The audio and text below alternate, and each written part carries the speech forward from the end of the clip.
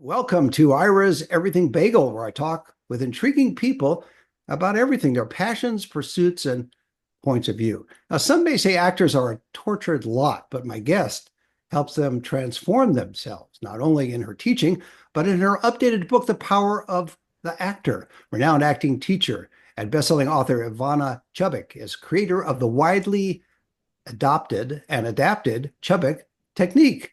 And it's an acting method taught in universities and in accredited studios all over the world. And she's author of this updated edition of The Power of the Actor, the Chubbuck Technique, the 12-step acting technique that will take you from script to a living, breathing, dynamic character. It's available on Amazon, Barnes & Noble, and all the usual places. For everything about Ivana, go to ivanachubbuck.com, and you can follow her on Facebook and Instagram. And Ivana, welcome to the show. Well, thank you. That was a beautiful introduction. You did My well. pleasure. I'll I give you an do. A. Give you an Thank A. you. I like being graded. I like that. Nobody ever grades me anymore. So this is good. This is good. Before you got into the technique that you write about, what is your background? How did you get to where you are today, where you are giving this great advice to people, and now you're writing an updated version of the book about it as well? Well, I'm going to try to give you the short version Short because, version is always good. but I came out here to be an actor, and I found acting class after acting class, and the books that were related to the techniques that they were espousing were techniques that in the books themselves were very theoretical. So I thought ultimately I need to write a practical application that will allow people to do an easy way, a 12-step program that will help them really find how to do script analysis easily and without having to think about how do I take theory and translate it into something else. I also have like a lot of things like how to feel organically stoned, how to feel fear organically for real in your body. Where actually literal things change in your body. Your eyes contract, your pupils contract, your skin gets pale, your heart beats faster. But they're formulas all based in math because there's behavioral science, there's a math to our behavior. And so my technique, which again, I believe science tells us how to duplicate real human beings. So I base my technique on behavioral science. I base it in psychology, which is a science, and then cultural anthropology, which is the science of culture through history. So if you have to place somebody from, say, a period of time or from a culture you know nothing about, it's I have ways, and it's in the book, ways to be able to find that from an organic place where you really can feel and be authentic. And so the quick version of why the technique is based in a philosophy that instead of sitting in your pain, you want to use that same pain, insecurities, and fears as something that is a very powerful fuel to overcome and win with. And so it's a more dynamic journey to watch somebody who doesn't feel sorry for themselves, but rather say, you know what, I'm going to win in spite of and because of the bad things that have happened to me. So it becomes something that we need to do, not just through the character, but it bleeds into your real life because it feels so good and empowering when you're doing it. And it therefore then transfers over to your audience who gets it subliminally. And and then also there's more. I had a very, very tragic childhood. Not tragic, I say, because I had a mother who was mentally ill, who was physically and emotionally violent, and a father who was an amazing man, a lawyer for civil rights, for unions, and was a people's lawyer. But he wasn't there to protect us, my six siblings and me, from all the violence. And so I I felt that I needed to, in order to not self-destruct with all the information, which I was really, really doing, I was really in a bad place. I decided that I need to come up with a way to change my way of thought through my acting, which I started fairly young, and I just started coming up with things that I was going to do myself, just to change this do a spin, if you will, of like instead of saying this is the worst thing that happened, this is the thing that happened that allows me to solve, resolve, evolve, and ultimately have catharsis so that we're finding change, good change, prosperous change within the spin that I supply within this book. How to do it for the character and in a lot of ways, people are using it just to help themselves. A lot of people read this book to all over the world because it's in 23 languages to be able to change their personal lives as well, which is not what I'm not a therapy person, but some Understood. yeah, so I just want to take that off. I don't say I do that, but the point is, it just seems to be an after effect of writing something that I was doing to survive. So, bottom line, after all that, it was basically a tool of survival, and then to put that information into art. So I'm creating a beautiful picture with my paint. That's a great summation of it. I like it. You did it all in just a couple of minutes, so it's good. When you talk about, and I was thinking about it while you were talking about the concept of not being mirrored or mired in your pain, or mirrored too. I guess if you look in the mirror, you see the pain too.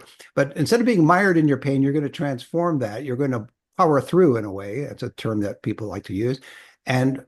work to I'm you. gonna interrupt you for a second. Is Sure. powering through is a little bit of a victim-y way of thinking. I got to power through it as opposed to say, this is going to help me be a better person because I've experienced life that's going to help me understand how to be a more empowered person. Because if you don't, the concept is if I'm going to be, if I'm trying to create an empowered self, I have to understand how powerless I am. So in order to do that, you have to really explore your powerlessness and where it comes from and where it emanates from, the psychology, where it becomes where created well, from other people's points of view, your parents, your siblings, your peers, and then how you can like look at this is like I'm going to learn from this. I'm going to grow from this. I'm going to have life lessons about this. I'm going to be a more enlightened person because of this. And the concept of powering through, meaning it hurts. But my way of thinking is it actually feels really good. It lightens the load and it makes you feel empowered. So we want to always think in terms of not like, okay, I got to get through it, but I'm looking forward to getting through it. I'm looking forward to finding my special ways of doing this, my unique and special ways that I, as a person, universal I, as a person, finds their way to being productive, creative, and also prosperous emotionally, spiritually, and actual, you know. I think you just said it makes a lot of sense too. It's a personalized experience. It's not one size fits all once you are able to realize you can deal with this and it makes you a better person. And but you're gonna do it in your own way and you're gonna experience it in your own way and you're gonna come out with yourself in a different way than somebody else would. Yeah. So Yeah. And you take it's like I mean just give a story. A girl in class just last week, her husband died of a motorcycle accident. He's a young man. It was unexpected, and so she asked. I wouldn't have pushed her to do this, but she asked to do her scene in class, and I said, "Okay." She said, "You know, I'm going to be using the loss. I'm going to be using that information because I don't want. It's like it's destroying me on the inside. I want to find a way to." Use it to overcome all I'm feeling with it and the despair I'm feeling. So she did do this scene, and there was such a freedom to her behavior, and she seemed like she was just really in this place of like, yes, she had the hurt and the pain, but she was also finding the light, finding the light, finding the light to get to the other side. And so I said at the end of the scene, I said, okay, I don't have any notes for you, but I'd like to know three adjectives of how you feel right now after you finish this. Thinking that most people say when you've used something like that, it's dangerous and not in any way. How do you get empowered by that kind of, despair? And she said, and literally she was light as can be, and she said, I felt freedom. I felt I don't care if people judge me. I don't care what people think about me. And the third thing I thought was the most amazing thing, she said, I feel pretty. And I thought, that's amazing. She felt pretty because she was feeling, whenever we were feeling really in a lot of pain and hurt, we could look in the mirror and we feel so ugly. And you could be the most beautiful person on the planet, the most handsome person. But when you're going through something that's really dark, you could look in the mirror and you really feel like you're seeing a monster. And so she felt pretty. That's what this technique does. And it's I could tell you so many stories just like that. And you've worked with a lot of well-known actors who obviously compliment you in public as well. And when you put together these 12 steps, and your background was fascinating, but you didn't indicate to me, and maybe that's why I'm asking it now, is how you were able to find these 12 steps. Was it part of previous studies that you did, as well as experiences that you had in acting, or how did you end up having these 12 steps for this technique? Where did that come from? Came from just teaching for a long time. I've been teaching for 40 years. And so initially it started off as a 20-page guide that had 14 steps. And they were a little bit different. It wasn't as clear. And then it became a 42-page book. Again, this was just for the students. Right. Um, to clarify there's a system here.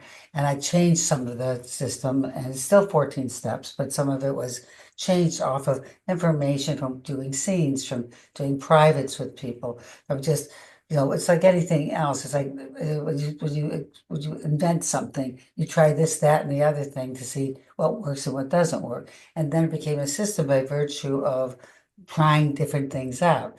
And when it was time to write the big book, I took 14 steps, turned it into 12 because it was more manageable. And but the truly the process was a scientific one, and the same way that if you're discovering electricity or how the telephone works or how to create a telephone, the same way you try this, that, and the other thing, and you see what makes the most sense because it's the most effective.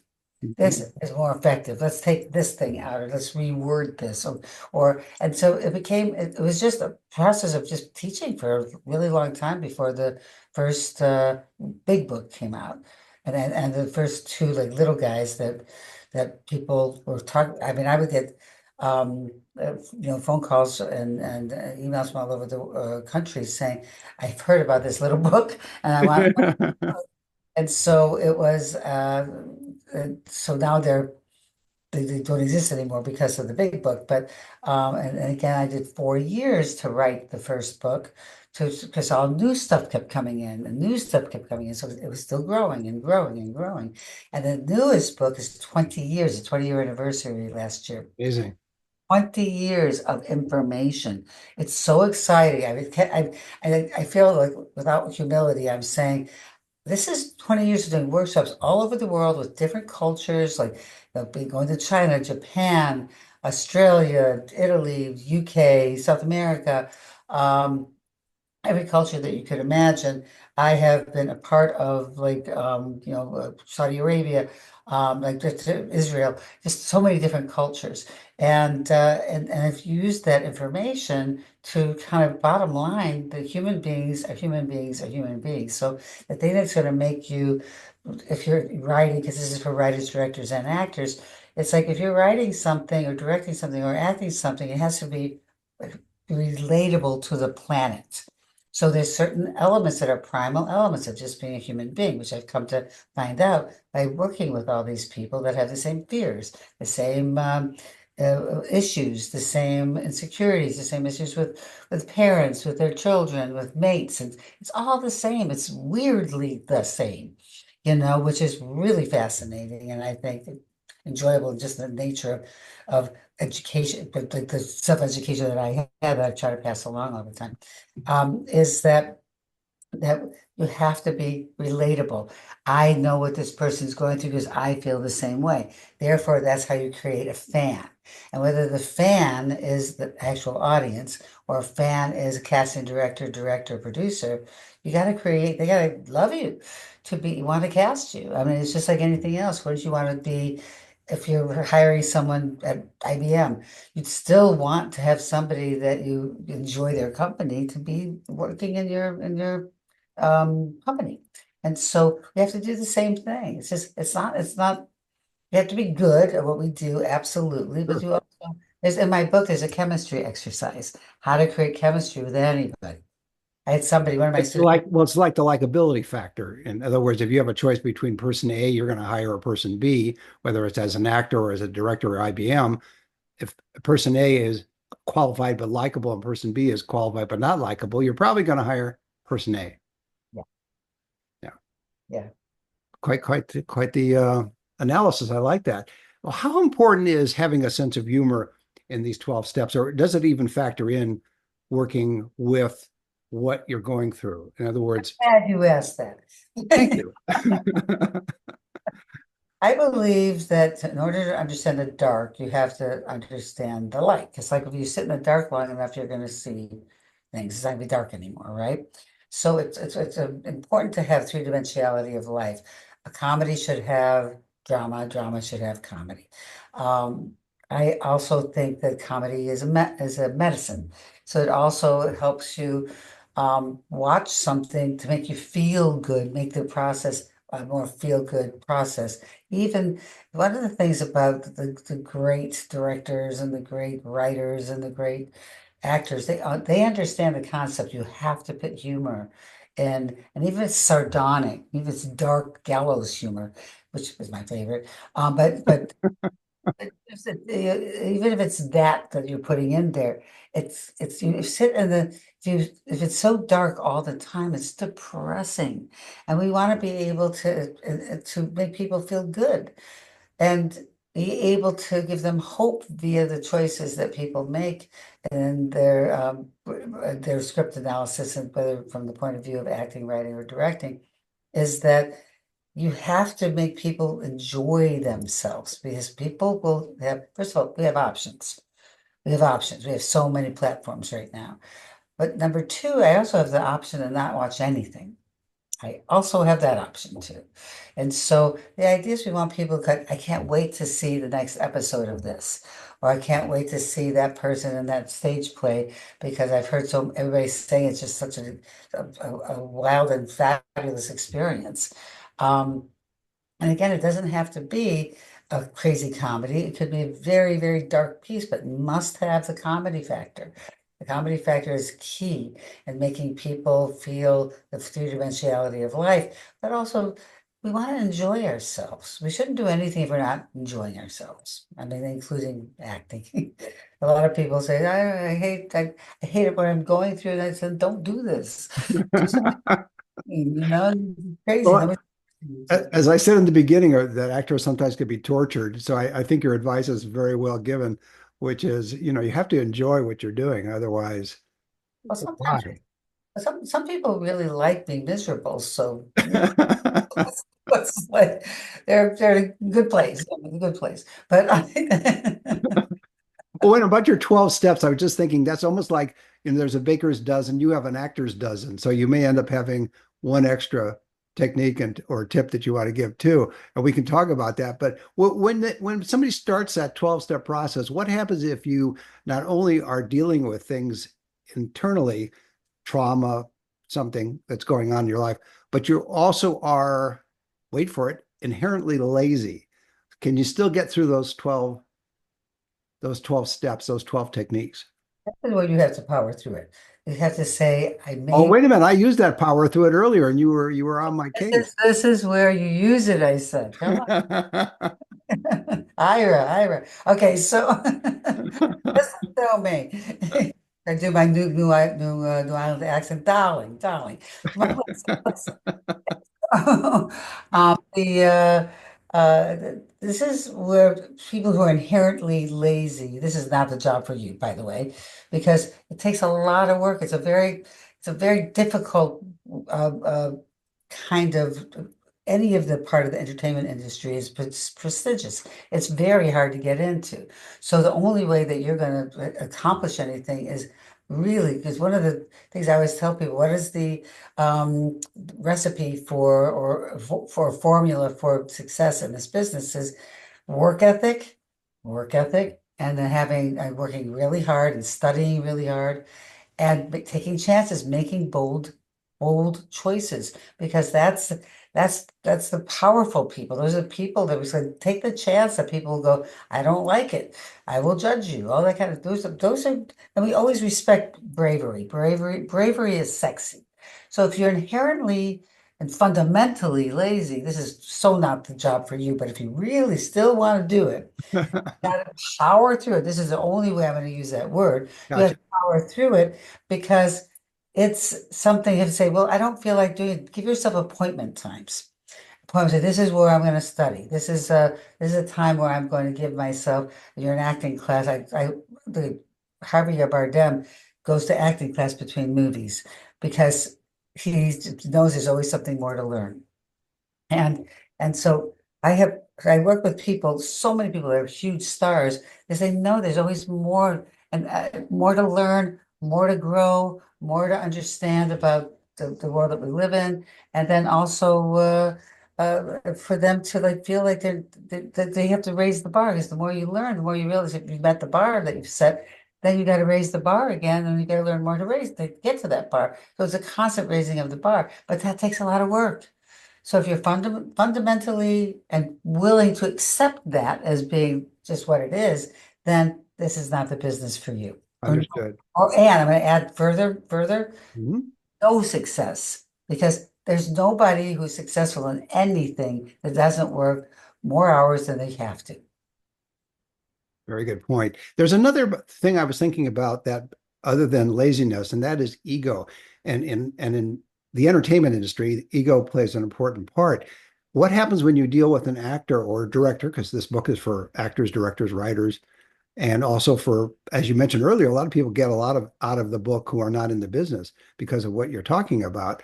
What happens when you're working with an actor, let us say, who is talented, but also has a big ego and then doesn't necessarily think he or she has to learn anymore. As they've taken your they've met with you, they've actually done the 12-step acting technique, but they think that they've reached a certain level and they don't need to learn anything more. Do you encounter that with some clients? Normally people come, I'm a teacher, I'm an educator. So why would you come to me if you weren't willing to want, if you thought you were done learning? Because so those people I don't know.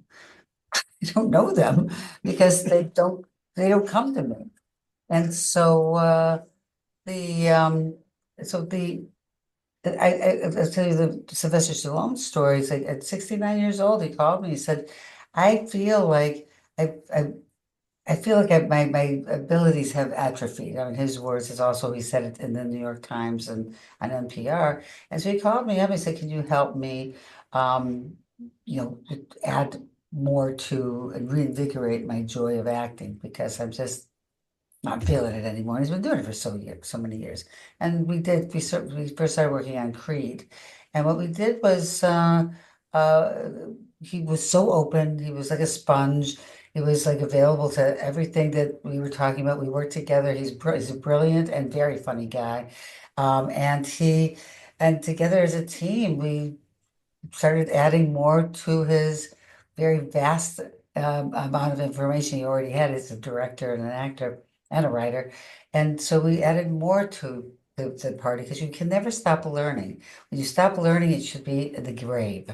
That's when the time stops, you stop learning, because I think learning is also keeps you healthy. Learning keeps you fascinated. And the most important word of all, it keeps you curious. And I think the more we're curious, the more we try to explore, the more um, enjoyable life is. And so we had so much fun just like exploring pretty dark stuff. But the thing is that he wanted to grow, and he called me himself. His people didn't call me. And whatever ego he might or might not have, I have no idea what he does on the set. But this man does not have an ego. Um, and also, he did something. This is my people. We've become friends too. This is not just like, it's a different kind of relationship. My sister's an academic, so she doesn't have the same kind of relationship I have with people because we reveal each other to each other, our secrets and stuff. Is that when my husband died, he sent me a video with the most beautiful message of him telling me like how I was going to get through it. And I had his love and his and whatever I needed from him. And but he said words that were just like I kept the video to listen to him whenever I feel bad about myself or whatever, because it was so eloquent and wonderful. But my people are like that. So the ego thing you're talking about, they do exist. And those people don't think they need to study.